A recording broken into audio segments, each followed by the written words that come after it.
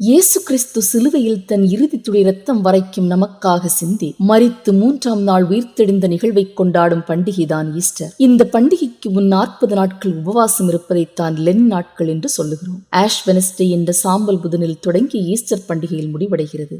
மனம் திரும்பி இடைவிடாமல் ஜெபித்து ஏழைக்கு இறங்கி பரிசுத்த ஆவியை பெற்றுக் கொள்வதுதான் உபவாசத்தின் நோக்கம். நீங்கள் உபவாசத்தோடும் அழுகையோடும் புலம்பலோடும் உங்கள் முழு இருதயத்தோடு என்னிடத்தில் திரும்புங்கள் என்று யோவேல் 2:12 சொல்கிறது. பழைய ஏற்பாட்டில் எஸ்தர் 3 நாள் உபவாசம் இருந்து ஜெபித்தாள். பட்டணம் பாதுகாப்பாக இருக்க வேண்டும் என்று எஸ்ரா உபவாசத்தை வலியுறுத்தினார். மோசே அப்பம் புசியாமலும் தண்ணீர் குடியாமலும் இரவும் பகலும் 40 நாள் கர்த்தரோடே இருந்தார். தனக்காக தன் பட்டணத்திற்காக தேவ சித்தத்தை தெரிந்து கொள்வதற்காக பழைய ஏற்பாட்டில் உபவாசம் இருந்தார்கள். ஞானஸ்நானம் பெற்று பரிசுத்த ஆவியினால் நிறைந்திருந்த இயேசு வனாந்திரத்திற்கு சென்று அங்கு 40 நாள் இரவும் பகலும் உபவாசித்தார். கற்களை அப்பமாக மாற்று, இங்கிருந்து குதி, என்னை வணங்கு என்று 3 சோதனைகளை சாத்தான் அப்போதுதான் இயேசுவுக்கு கொடுத்தான். பிதாவின் சித்தத்தை நிறைவேற்ற தன்னை ஆயத்தப்படுத்திக் கொண்டார் இயேசு. உணவை பார்த்தவுடன் ஆதாம் சோதனையில் விழுந்தான். உணவு உண்ணாமல் இருந்த இயேசு சாத்தானின் சோதனைகளை ஜெயித்தார். உடலின் ஆசைகளை கட்டுப்படுத்த சிலர் இந்த காலகட்டத்தில் இறைச்சியை தவிர்க்கிறார்கள். என் இயேசுவை நான் தேடி செல்லும் போது இது ஒரு பெரிய விஷயமே இல்லை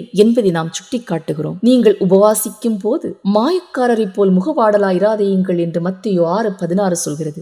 எங்க வீட்டுல இறைச்சி வைக்கல, அதனால என் புருஷன் சாப்பிடாமலே போயிட்டாரு. பக்கத்து வீட்டுல கேட்பாங்க, லென் நாட்கள்ல இறைச்சி வைக்கிறீங்கன்னு, அதனால சமைக்கல. இப்படியெல்லாம் முன்னால் ஒன்று பின்னால் ஒன்று செய்து உபவாசத்தின் உண்மை அர்த்தத்தை குலைத்து விடாதீர்கள்.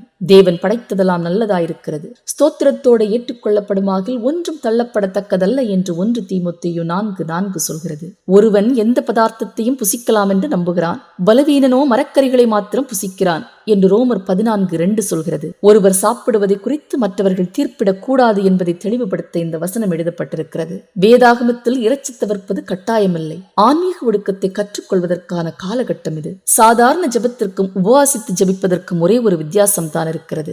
ஆசைகளை துறந்து ஆன்மாவை ஒருநிலைப்படுத்தி இறை சிந்தனையில் தீவிரமாக இருந்து இறைவனை தேடும் போது அந்த ஜெபத்திற்கு சக்தி அதிகம் என்பதுதான் உண்மை. இடைவிடாமல் ஜெபம் பண்ணுங்கள் என்று 1 தெசலோனிக்கேயர் 5:17 சொல்கிறது. சமூக வலைத்தள உபவாசம், டிவி மொபைல் தவிர்ப்பு உபவாசம் என்று சில உபவாசங்களை கடைபிடிக்கிறார்கள். டேனியல் உபவாசம் என்று காய்கறி பழங்களை மட்டுமே சாப்பிடுகிறார்கள். நீங்கள் உங்கள் வஸ்திரங்களை அல்ல, உங்கள் இருதயத்தை கிழித்து உன் தேவனாகிய கர்த்தரிடத்தில் திரும்பு என்று யோவேல் 2:13 சொல்கிறது. வெளிப்புற உபவாசம் தேவனுக்கு தேவையில்லை. உன் இதயத்தில் மாற்றம் ஏற்பட வேண்டும். ஆரோக்கியத்தை கருத்தில் கொண்டு பாதுகாப்பான உபவாசம் இருந்து பாவத்தை அறிக்கையிட்டு மனம் திரும்பி மன்னிப்பு பெற்று ரட்சிப்பு பெற்று பரிசுத்த ஆவியில் நிறைந்து இயேசுவின் 2ஆம் வருகைக்காக காத்திருப்போம். ஆமென்.